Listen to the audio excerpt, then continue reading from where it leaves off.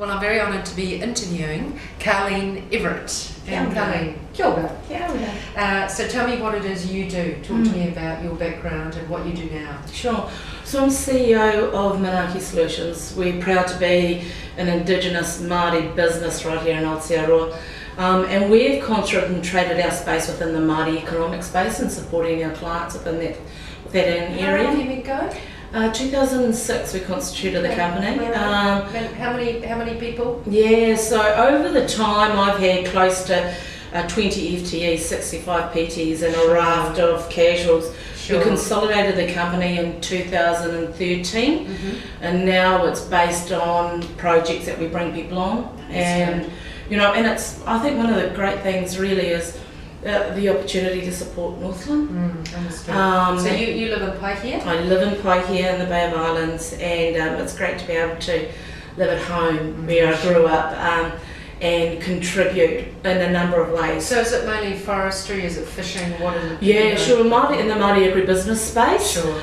And, but equally though, I've served on trusts within the Māori fisheries space, Māori forestry, and you know, I've really enjoyed that. Sure, so it's about taking those post-settlement assets and then making sure that we develop and grow them for the whānau. Yeah, absolutely. I mean, Papa Mutu Rata said to me when I was doing my business studies, he said to me, darling, when you're finished, hoki mai ki te kāinga, come home and help us. And so I was really proud that in 2008, 2009, my company, Manaaki Solutions, went on to project manage the historical Muri Whenua claim, which went on to become the Te Huku Collective. And within 18 months, we had all 5 iwi back at the table, agreeing on some of the shared and collective arrangements within the treaty settlement place and signing the AIP. Yes. And so if I think that his inoi or his words to me resonated all that time, Sure. and that was when he actually presented the fisheries bill. Well, it was a very big number because it's so complicated. It's a very complicated space. Yeah. So in terms of your secret and your magic, is it you're very good at problem solving? You're good strategically. What's your magic? I think more of my magic actually is look, there's a couple of things. Definitely in regards to I love being a fixer, Right, and I love actually. I've been saying this to one of my mentors actually, I'm quite enjoying being the blacksmith.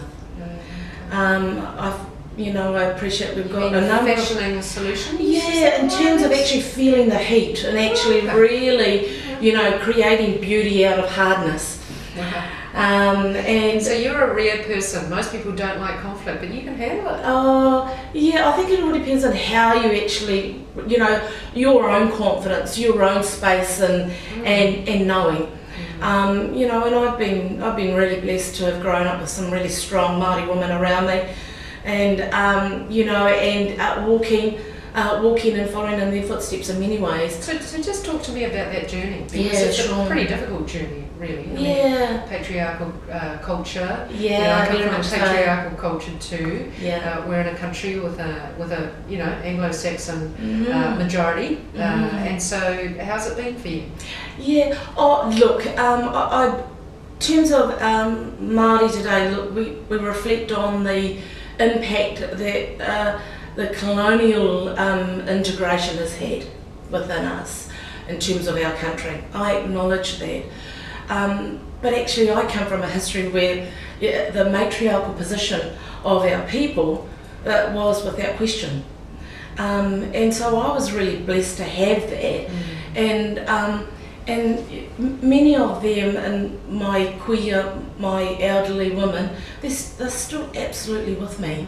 And that whole strength of the importance of family, the importance of driving, the importance of truth, the importance of confidence, the importance of leadership, but equally the importance of humility as well. So in most of the situations that you're in, obviously you're working amongst your own people, but you're also interfacing with the Crown Treaty Partner. Yeah, absolutely. And so, are there a lot of Māori Pacific Asian women, diverse women, in your workspace?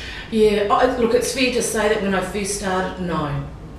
and I went on to a board in Northland, you know, and it was very much a one coloured space, even one gender.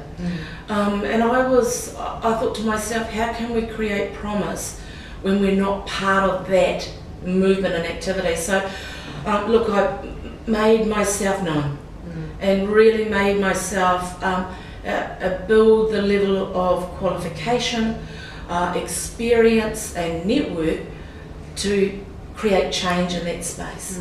And yeah, there were a lot of, you know, as I say, it was mainly one colour. I'm really pleased now to see the diversity at the table. And so much so in terms of at one table now we actually have, you know, more women sitting at that table than what we do as men.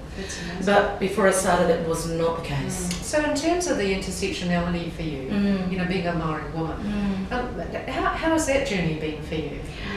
Are the gender issues the ones that play large, or is it the Maori indigenous issues that play large? Look, I think it's a bit of a balance of both.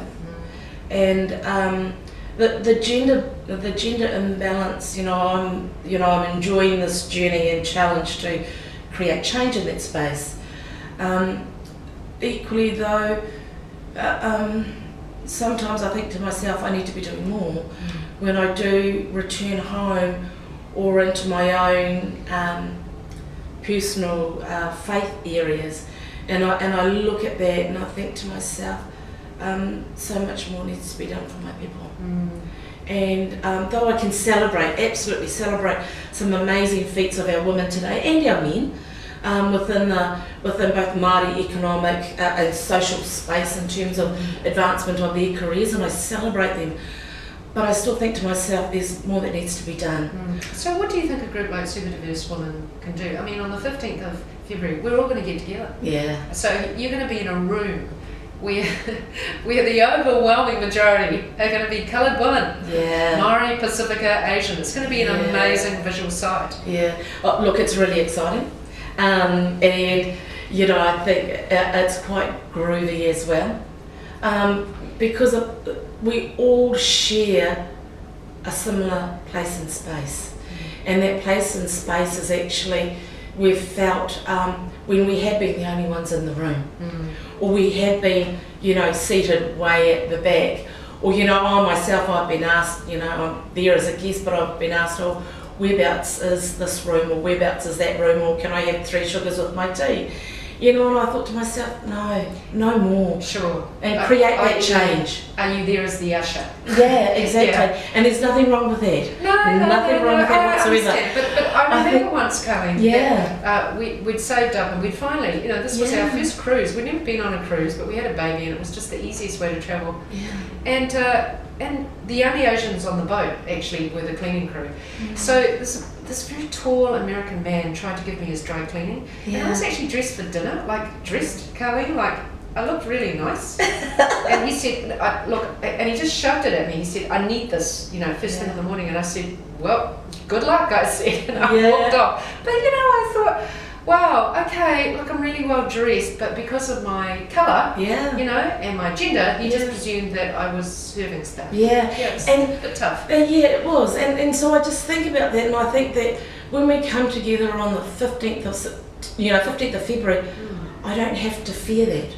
I don't have to worry about that, but I can actually engage in a space with other women that are really driven.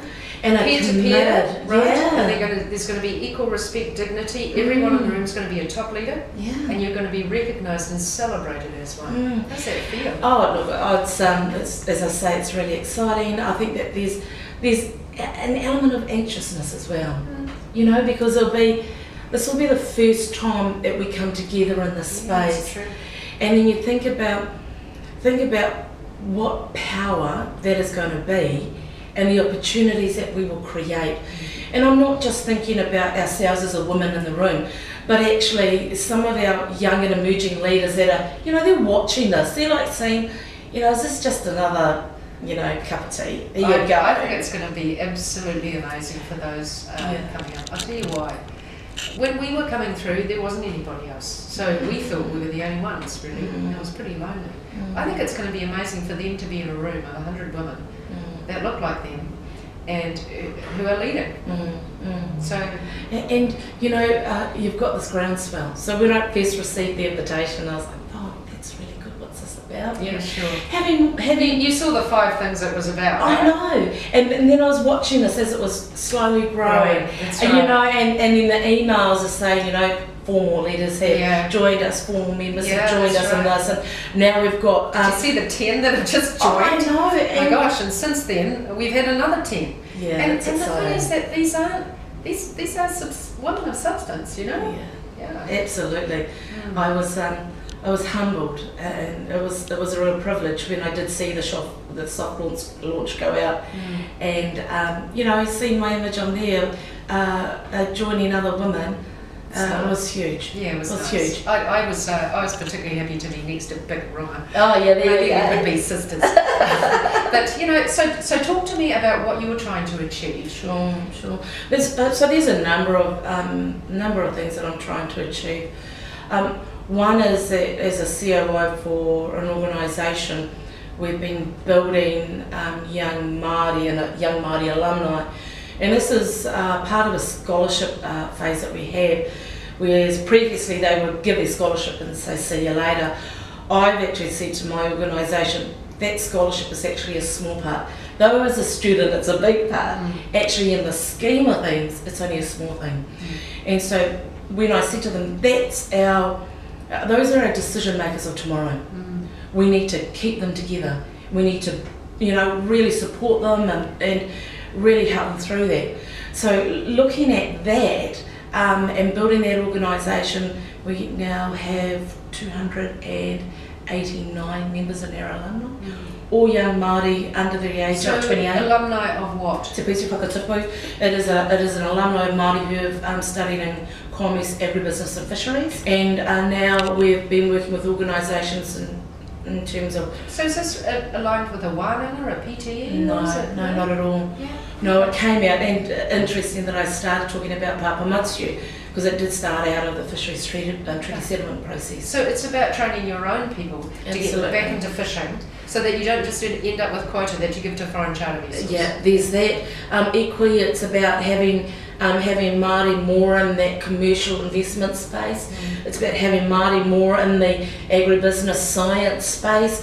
It's about having more Māori in the fisheries, all the way through from, you know, one of my nephews did a Facebook live video this morning, and he's off on his way down to Antarctica. What a great experience that is. You know, and then thinking about all the way through to decision making and governance. So talk to me about the future of New Zealand as you see it. I mean, the reality is that the number of super diverse women is only going to grow, you know. Asian, Maori, Pacifica, I mean, the numbers are all growing, and you know, we tend to be younger, we tend to produce more babies. So it's quite interesting looking into the future of New Zealand, really, about majorities and minorities. Maybe we won't be a minority in the future. Look, I've been looking at what the future would be, and I think, to be quite honest, we've been bold and courageous today. I think it's the opportunity for us to, you know, create more opportunities for our people to be even bolder and more courageous than what we are today. And that in itself is exciting. Though I think that and look, I mean, we've got 20 years of some of our iwi being in post-treaty settlement phase. Sure. And we've seen some really exciting opportunities for those particular iwi and for their people, which is really exciting. But in amongst that are lessons learned.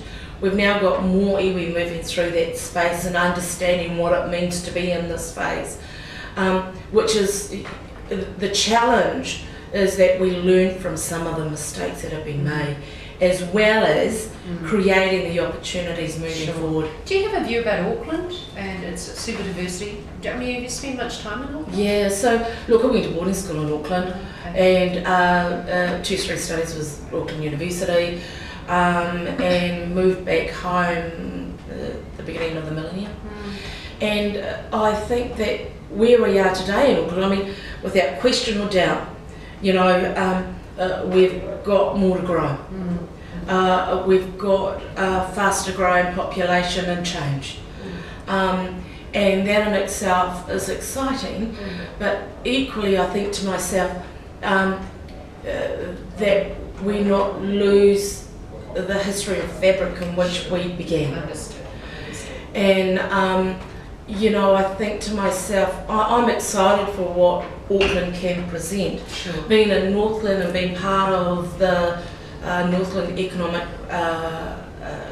Organisation. Sure.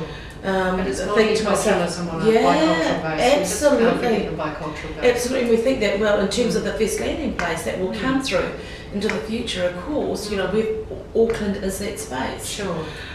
So do you think Auckland's unique in many ways from other parts of the world? I mean, there is a very strong Maori history and presence here. I mean, that's the point of uniqueness that it has.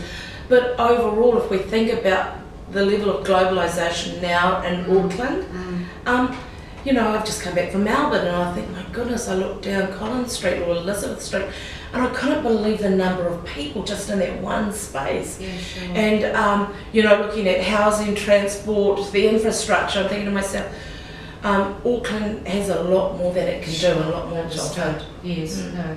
Thank you very much. Thank you. Great.